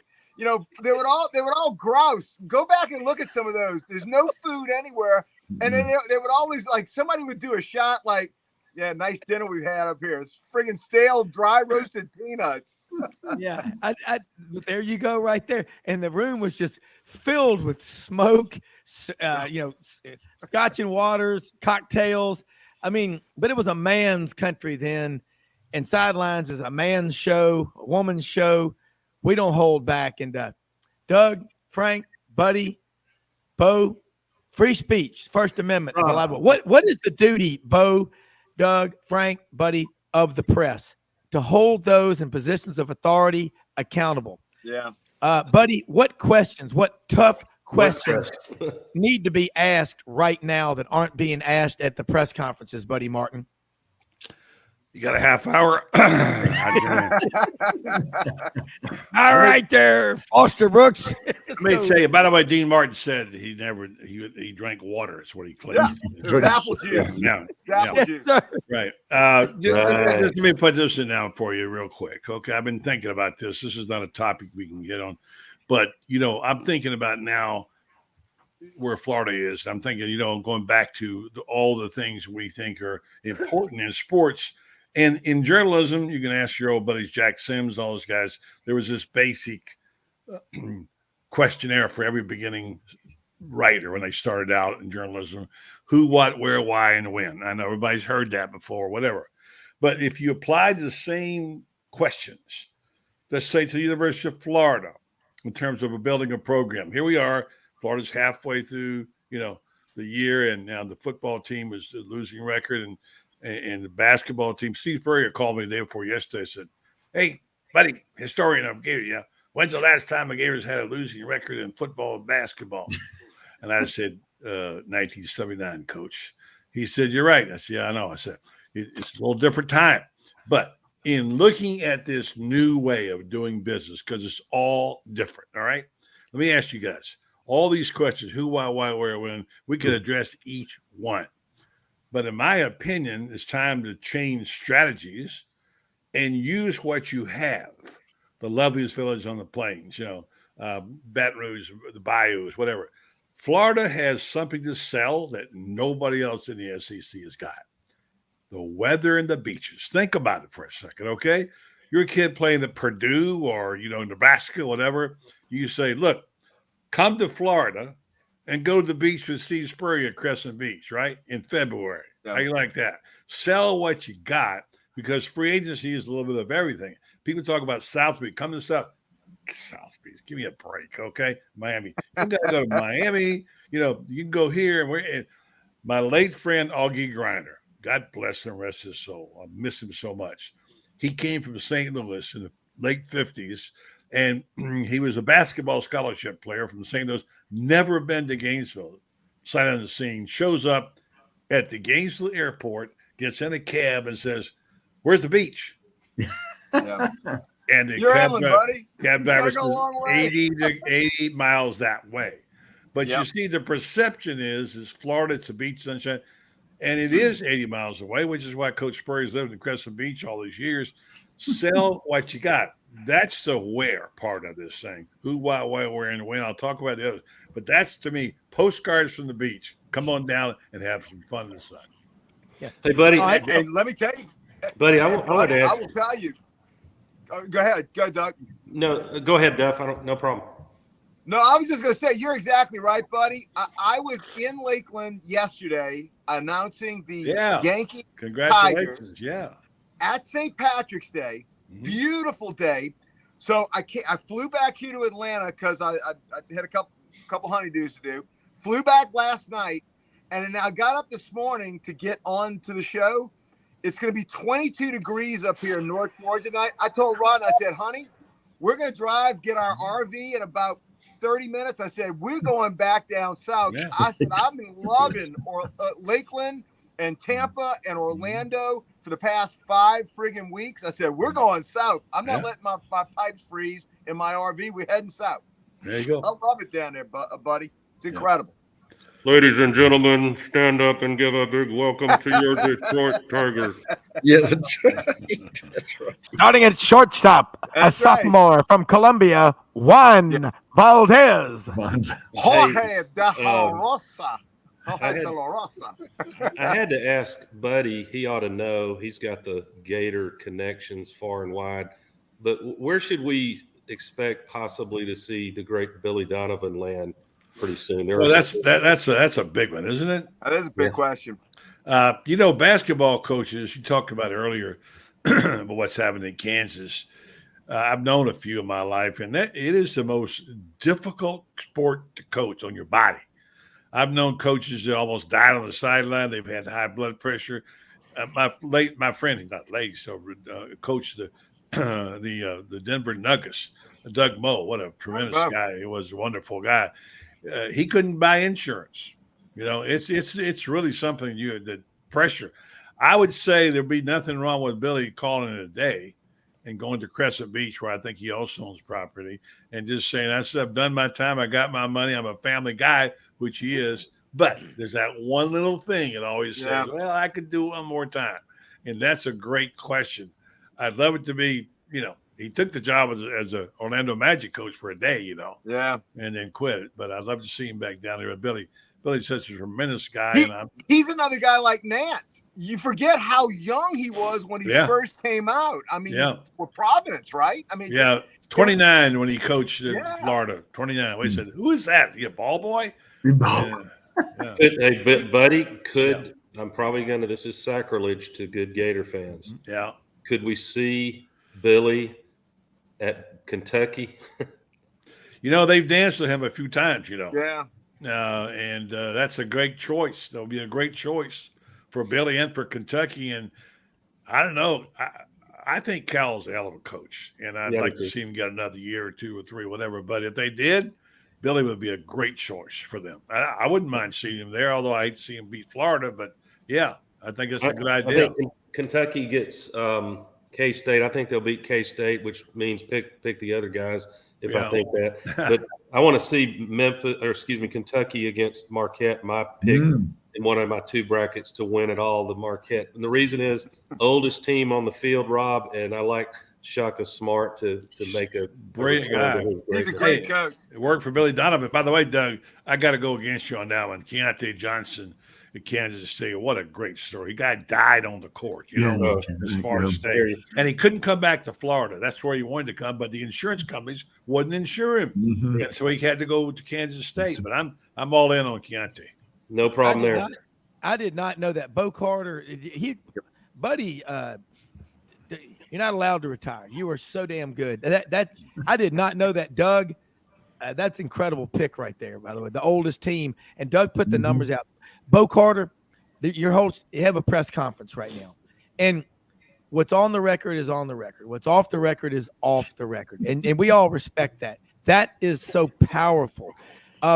What are the questions that are not being asked, whether it be in Birmingham to Nate Oates, because people are afraid, because you cannot have that approach. You got to ask the tough questions, but you've also got to trust but verify before you hit the first key. Yes, I'm going to date it. The typewriter. God, when we had people writing with a typewriter, they were a hell of a lot more responsible. They weren't careless and frivolous and foolish. Okay, I mean, but I'm not saying a laptop's not good, but gotta love. Get off of my lawn, Doug. That's right. Yelling at the clouds. And a quick story before I get there. I know we're running short on time, but buddy, Jim Nance's first broadcast. He did PA for Houston after this, but they were at the Southwest Conference golf tournament in spring of 1983. He was like the 7th man on a 6-man Houston, and they talked to the PR guy from the SWC and said, "We got a young guy named Jim Nance that would like to call the guys like the master, now teeing off first hole, Rob Browne from Memphis, Tennessee." And Nance, that was Nance's first, and the friend Tom Sturberville, who got him the job, said, "I always take credit for Jim Nance." That's a shepherd. That's cool. That's a cool story. Great story. But getting back to yours, Rob, real quickly, again, it's a tough deal. CBS has gotten remonstrated, and Buddy's seen this too a couple of times about how to handle the Brandon Miller deal. Do you say the New York Times got involved with the son of the Marshall AD who was supposedly on it? There's so many, there's so many things going on that deal that you just, and you've got liability issues, libel and slander, et cetera. Sure.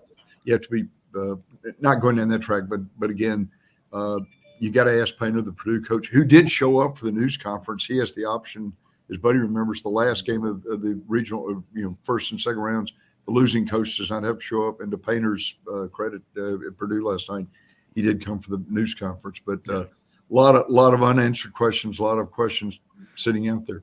Well, you're not going to be able to ask those questions. I mean, you can ask them, and they're not going to answer them. And the master of that is Nick Saban. He will never answer questions directly. Redirect. Ask the Coke bottle. Yeah, you're not going to get the. Yeah, you're not going to get the. That's why guys like, and I hate to bring him up, Spurrier was so great. He may not like it. He may put you down, but he answered the question. That day is over. That's not going to happen. Too. Yeah, it's not going to happen. You're going guns blazing in a press conference, and they'll shut you right down. Yeah. Rob, can we ping a quick SEC football question? Yeah. We got about 7 minutes left. So let me say something real quick before we do it. Hit the sidelines.live website. Eleanor Maynard, Hobson Realty, top 5% out of 4,600 realtors in Memphis in 2022. Third generation Hobson realtor. She is going to be introduced on the show next week. She and her team make that call if you're moving in Memphis, looking to buy or sell, looking to relocate to Memphis from anywhere in our listening audience. Eleanor and her team make it easy, okay? Just make that call, and it's a turnkey operation, finding your house. They'll work with you on everything, every step of the way. You'll have her cell phone number. You'll have her contact information. Hobson Realty, Eleanor Maynard. She is our realtor with Sidelines there in Memphis, and you can't get any better than someone that is on call and available and will follow you through all the way. And you know what? It's all about getting referrals, folks. Cold calling is revenge for not asking for enough referrals. Call Eleanor Maynard at Hobson Realty and check on the website, hit the hyperlink, and that's the call you need to make. Hey, Rob, wasn't that a country song, Moving in Memphis? Yeah. No, that was the Cohen. And I heard that they filmed it at the Hollywood restaurant down in Robinsonville, Mississippi, which we go to, has great, fried pickles and catfish and everything. And they took barbecue down there, and he didn't like barbecue, so they had to go get him, I don't know, tofu or elephant ears or something, but he was a whiner. But Doug Dean got my feet 10 feet off a Beal, baby. Yeah, it's a great song. Doug Dean helped write it. And if you're in Atlanta with real estate needs, call 1-800-DUFF, Frank Duffy. No, don't call me. Call my staff. I'm too busy. Y'all call my staff. Oh, he's on the sideline since he's going to big league us about being an announcer now. And if you're in Birmingham, hey, by the way, I did hand out a few cards when the visitors come in. In Birmingham, Hannah Dean, I'll send you a check, Rob. No, on a serious note, I'm going to start with Buddy, and then everybody else can chime in. The more I study this SEC conference expansion, brilliant with Oklahoma and Texas, brilliant. Oklahoma's a little bit of a distance, but with a brand like that, you can't say no. But I'm not so sure this notion of let's go to 24 teams or get to that massive a level or more. I don't think there's a value in it. My take is stay where we are, and at most, if the ACC falls apart, which is not impossible, you could go be road buzzards and pick up perhaps Florida State and Clemson. They logically fit. But do you agree, Buddy, and everyone else, that there's such a thing as growing bigger than you need to? I do, and I like where they are, but let me just take 1 second here and pat myself on the back for being Nostradamus, okay? Because 25 years ago, maybe 30 now, I wrote a column saying I see the future of college football is going to be down to 50 to 60 teams, period. And they're going to be big-time football. The TV package is going to be so much money it will rival the NFL. All the smaller schools have to play their own divisions like they did back in the day with Division II, whatever. And the big boys are going to get the money. And we're going to have regional conferences. Well, that didn't work out because you can't have USC and UCLA and the Big Ten, but it's going to happen. And they're going to devour the smaller schools. College football can still exist. Division II can, but that's what's happening. Do I think the SEC should expand? I don't know.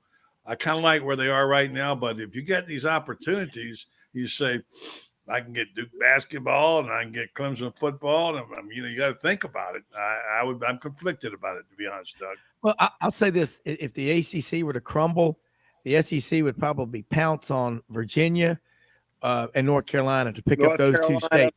Florida State, Clemson be the four, I think. Well, or Clemson and Florida State, that's bringing sand to the beach. You've already got those potentially, but I love those two schools.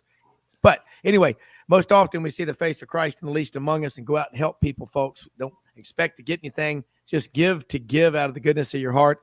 And Juan Antonio Ramez up at first batter. Frank Duffy. Hey, everybody, Bo Carter, Doug Dean, Frank Duffy, Coach Butch Thompson on with us in the first segment, Buddy Martin. The Buddy Martin Show, folks, Monday through Thursday nights. Must watch on Twitter, Facebook, YouTube, the Buddy Martin Show, 9 p.m. Eastern, Monday through Thursday. You've got to watch it. It's better than 60 Minutes. It's better than anything since the Johnny Carson Tonight Show. In that time slot, you've got to watch it. You will learn. Buddy, tell them how they can keep up with you at Gator Bait as well. Not better than Sidelines, I got to tell you that. Listen, Gator Bait Media. Checks in the mail, man. There you go. GatorBaitMedia.com. That's where we do our writing. We've got Fran Spear doing some great stuff for us right now, and a local guy named Buddy, plus some other young people. And we're on the air, as you said, Monday through Friday, 9 o'clock at night. And glad to have Ben Troop and the team on there with us. Yeah. Well, hey, buddy, let me know if you're up for the opener. Detroit Tigers playing a Tampa Bay Rays. Yeah, I'm a Rays guy. You got to get Buddy over there. I'll Venmo money to buy him hot dogs. Hey, I know a Enjoyed guy. it, guys. hey, enjoyed it, everybody. Thanks so much. Until Thanks, then, guys. have a Good to great see you. weekend. I hope your team wins. I hope my team wins. Until then, we are out of here. We'll see you Monday. Fran's Beard is batting leadoff. We'll see you then.